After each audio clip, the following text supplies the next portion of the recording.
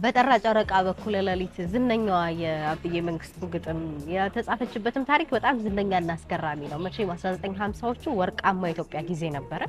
ከጃንሆይ ትዕዛዝ ብዙዎች ወጣቶች ወደ አውሮፓ ሄደው ትምህርትን የቀሰሙበት ጊዜ ነበረ።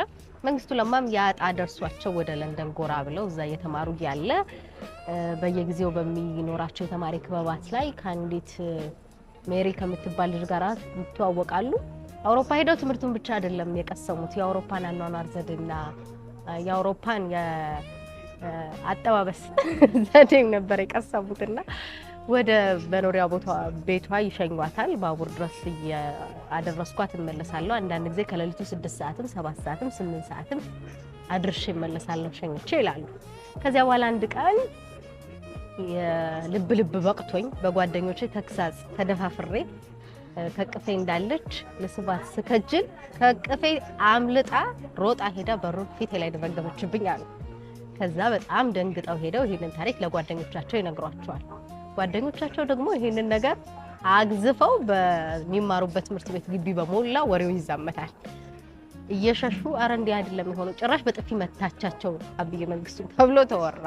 ያቄስ ደብተራ ለካ እንደዋዛ ሜሪን ስም አለው ብሎ ይሁሉ ደረሰበት ተብሎ ተወራባቸው። ስም አለው ብቻ አይደለም ሌላም ማረጋለው ብሎ ሆነባቸው ወሬው።